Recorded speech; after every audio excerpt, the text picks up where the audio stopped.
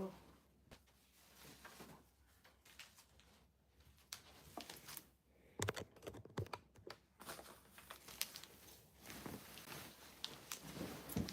Ugh.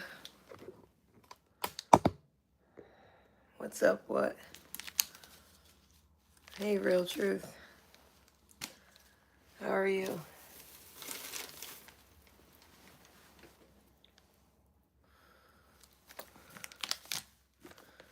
So thirsty. I want to watch some YouTube. I don't want to get the copyright on the last video, so I had to restart. It only makes sense.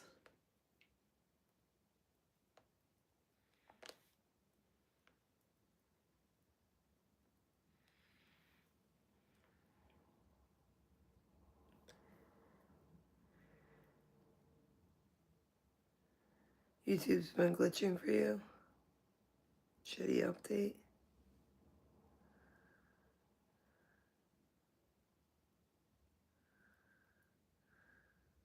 I miss you too, Ian.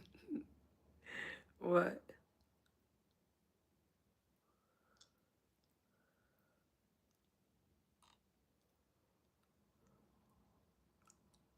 I'm doing okay, Gus.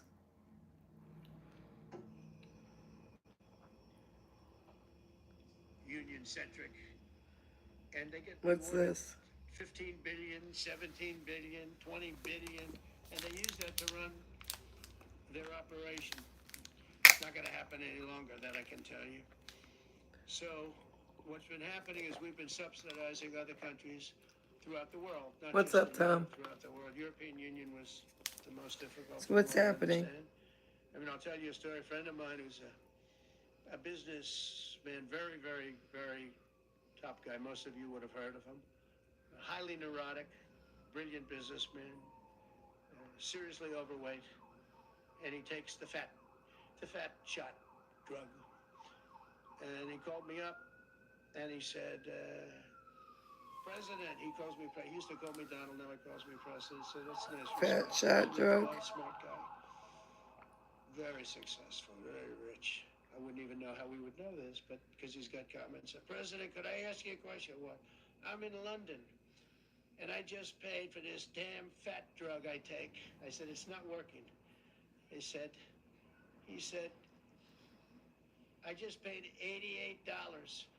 And in New York, I pay $1,300. What the hell is going on? He said, so I checked. You were already in? The same box, made in the same plant, by the same company. It's the identical pill that I buy in New York. I have less in now. But that's okay.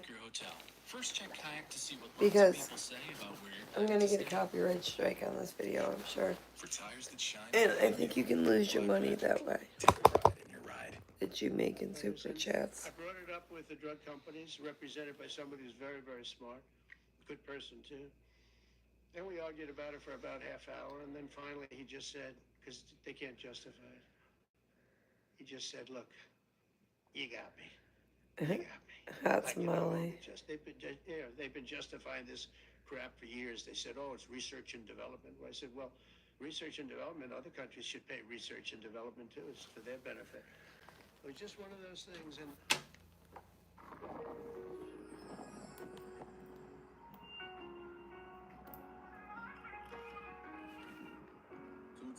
the other countries would set a price, and they'd meet the price, and they'd say, if you don't meet the price, you can't sell it in our country.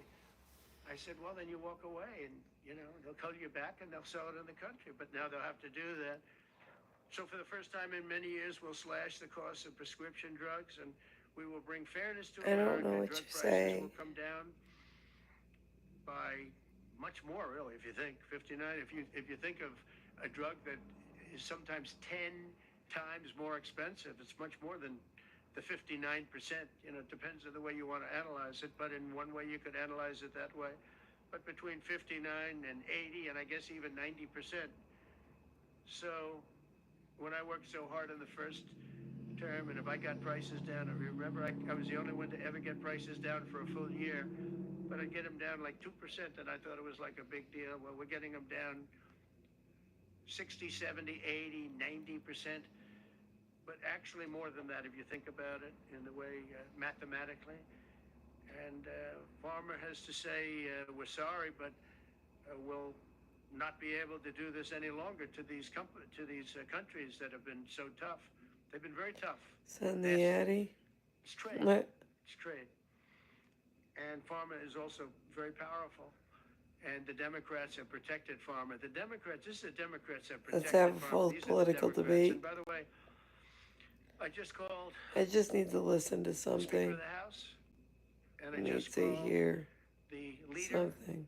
our leader in the Senate, John Thune, Mike Johnson. Spoke to both of them. I said, when you score, you're going to have to score two things. You're going to have to, number one, score that hundreds of billions of dollars of tariff money is coming in.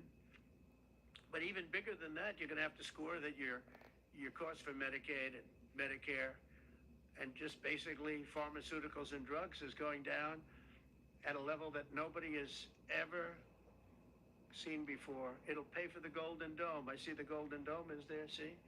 That'll easily pay for the Golden Dome. And we'll have a lot of money left over. We need the Golden Dome, by the way, in this world. Although this world's a lot safer today than it was a week ago. And a lot safer than it was 6 months ago. We had people that had no clue what they were doing. So today Americans spend 70% more for prescription drugs than we spent in the year 2000. Think of that. Our country has the highest drug prices anywhere in the world by sometimes a factor of 5, 6, 7, 8 times.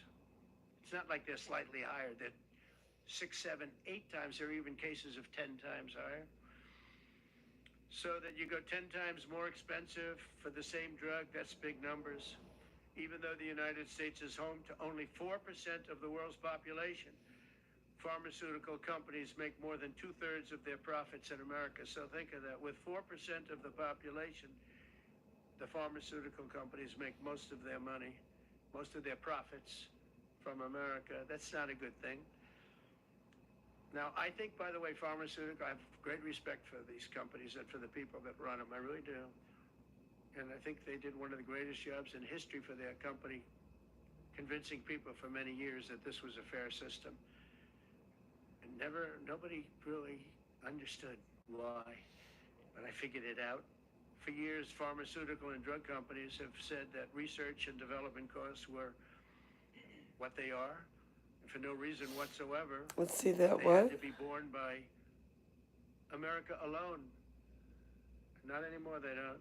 This means American patients were effectively I'm not out yet. subsidizing That's right. socialist I'm healthcare falling out systems though. in Germany, in all parts of the European Union. They Yeah, were I'm toughest of tired, all. They Ian. were nasty. And I see that with trade too. European Union is in many ways nastier than China. Okay? And we've just started with them. Definitely They'll come nap down a time, lot. You Medusa. watch. We have all the Definitely nap time.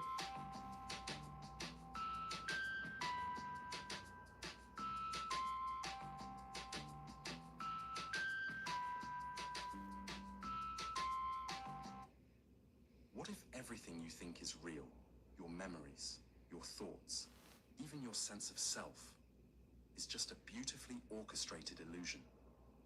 What if the present moment is already history by the time you feel it, and your brain isn't just observing the world, but fabricating it on the fly?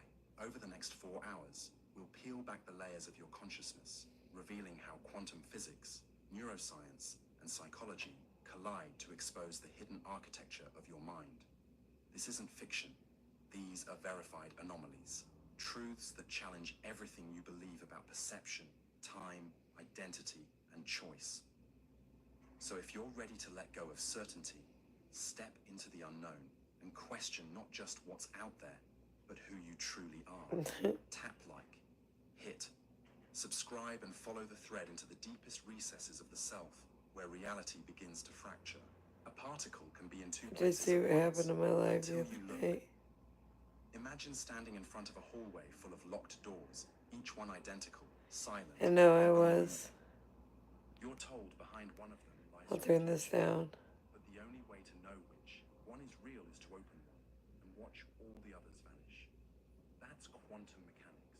My eyes are getting heavy. Because at the smallest scales of nature, They're getting very it doesn't heavy. behave the way your intuition wants it to. I saw it, Medusa. I know you were right. Path you're walking down. That's why I ended the other stream, just in case this one gets copyright. Nowhere is this more strange, more mind-warping, than in the simple truth that a single particle, a thing so small it borders on nothingness, can be in two places at the same time. Not metaphorically, not figuratively. Actually, until your attention collapses the possibility into one reality.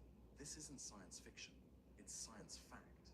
You had no way to troll me. Understanding of matter, but your sense of meaning, of cause and effect, of what it even means for something to be real. You were raised to believe that the universe is out there, independent, objective, stable. But quantum physics says otherwise. It whispers a deeper story, one that doesn't just tweak your understanding of the Let cosmos, some people but in. breaks it apart and reconstructs it into something far more intimate. A world where the observer and the observed are inseparably tangled, where reality itself waits for you to decide what it is. They taught you that reality is solid, that things exist in one place at a time, that you can measure, predict, and confirm the world like a machine built on logic and causality. But that worldview dissolves when you shrink your gaze down to the level of atoms and subatomic particles. There, things stop acting like things. A particle isn't a dot in space. It's a smear of probability, a cloud of potentialities. It doesn't sit quietly waiting to be discovered. It dances in all the places it could be, simultaneously. Until you look, until you measure, until you interfere. And when you do, the particle chooses, randomly, capriciously, instantly. The wave of possibilities collapses. The many paths reduce to one. And that act of collapsing, of pinning down reality into a single state, is triggered not by time, or gravity, or fate, but by something astonishing: your observation. The very act of seeing alters the scene. This is not philosophy. This is experimental physics, proven again and again. Take the famous double-slit experiment. When particles like electrons are fired toward a wall with two slits, they create an interference pattern, not like marbles, but like waves, as if each particle went through both slits at once and interfered with itself. But when detectors are placed to observe which slit the particle passes through, the interference vanishes. The particle acts like a marble again, choosing just one slit. Observation destroys the wave behavior. Consciousness changes the outcome. And in this lies the heart of the paradox. Reality does not simply exist. It waits. But what does that even mean? That reality is passive? That the universe is undecided until we ask a question? It seems impossible. And yet, the evidence is undeniable. In the quantum world, possibility is more fundamental than actuality. The particle does not have a definite position until you observe it. It exists in a superposition, a blend of every possible state, smeared across the spectrum of existence like paint across a canvas not yet touched by a brush. And when you do look, when you do measure, when you do ask, it's as if the canvas freezes, the paint settles, the picture completes, but not before, not without you. You are part of the painting process. You are not separate from the world you observe. You are embedded in it, entangled with it, creating it as much as discovering it. And this fact, that your awareness might help shape the outcome, does not just shape physics. It reshapes metaphysics. It invites a new understanding of self and world, of identity and time, of what it means to exist at all. Because if a particle can be in two places at once, if the universe allows such ambiguity, then perhaps your reality is not singular either. Perhaps you too exist in superposition, hovering between the lives you've lived and the ones you haven't yet dared to choose. Think about decisions you didn't make, roads you didn't walk, people you never met, versions of you that flickered briefly in the fog of possibility and then disappeared when you chose something else. What if those versions weren't fiction? What if, in some quantum sense, they still echo, still hum in the background of your being? What if identity is not a fixed story, but a cloud of probabilities collapsing moment by moment as you decide who you are? If a particle doesn't become real until it's observed, what does that say about the self? Is the you of today any more real than the one you could become tomorrow? Maybe the very act of deciding, of looking inward, is its own kind of quantum measurement. And maybe the fear that comes with choice, the anxiety of committing to one path, isn't just psychological. Maybe it's ontological. Maybe it's grief for the collapsing of parallel selves.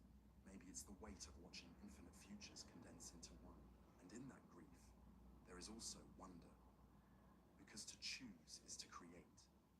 To observe is to collapse possibility into presence. To live is to carve meaning out of mystery. Even the very nature of time unravels under this quantum lens.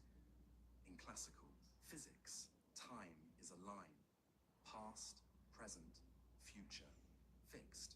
But in the quantum realm, time doesn't behave. A particle can affect its own past. The future can rewrite the present. Causality loops and twists like a Mobius strip.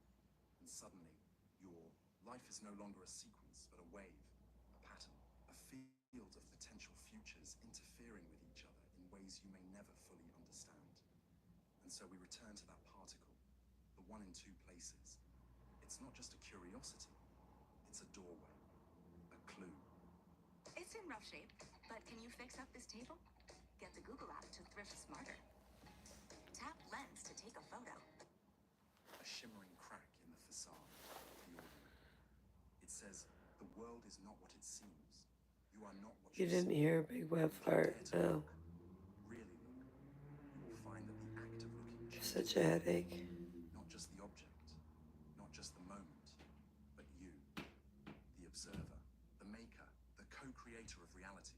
So what do we do with this knowledge? Do we freeze in the face of infinite possibility? Someone Do we above mourn the me. paths not taken? Or do we lean into it, embrace the ambiguity, the freedom, the terror, and beauty of a universe that responds to our gaze? Perhaps the lesson is not to seek certainty, but to become comfortable in the unknown. To make peace with a reality that doesn't exist until you engage with it. To find courage in the collapse of the wave, knowing that every choice you make is both a death and a birth, a letting go and a becoming. Because in the quantum world, looking is not passive. It's generative. It's alchemical. It takes the ghostly and makes it real. And perhaps that's your role. Not to observe life from the sidelines, but to step into it fully, knowing that your attention matters, your presence matters, your decisions, however small, ripple outward into the fabric of what is. And so the paradox resolves, not in clarity, but in coexistence. A particle can be in two places at once, until you look, and you too can hover between who you were and who you might become, until you choose, until you dare, until you open the door and accept that reality is not given, it is made, in the looking, in the asking, in the wild, uncertain act of being aware. Because maybe, just maybe, awareness is not something that happens inside the universe, but something the universe does when it becomes you. The delayed choice experiment. The future decides the past. What if you wrote the ending of a story before the beginning was ever put to paper, and the plot lines obediently rearranged themselves to match the twist you hadn't yet chosen? What if the ink in the opening sentence only dried after you'd flipped to the final page? That's the logic-defying realm you step into with the delayed choice experiment. A place where the future doesn't just unfold from the past, it loops back and reconfigures it. In this world, causality is not a straight line from A to B, but a shimmering web of influence stretching forward and backward in time, where your decision in the present appears to ripple into the past, rewriting what should already be set in stone. You've spent your life believing that what has happened is fixed, that the past is the foundation upon which everything else is built. But quantum physics cracks that foundation open and whispers a far more unsettling possibility, that the present might edit the past, and the future might cast shadows backward across time itself. Imagine reaching out to catch a falling glass, only to find that your hand had already moved in response a second earlier, as if time had bent to meet your intention before it fully formed. The delayed choice experiment doesn't just suggest this, it demonstrates it empirically, consistently, and irreversibly. And the deeper you look into it, the more the illusion of linear time unravels, revealing a universe in which chronology is optional, in which the act of choosing doesn't merely affect what will happen, but what already happened. To understand this, you first need to forget everything you know about time.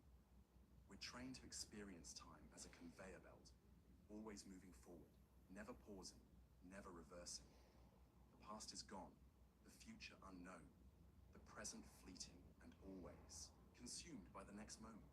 But in quantum mechanics, time is not a simple arrow. It's a field of interdependencies. The delayed choice experiment begins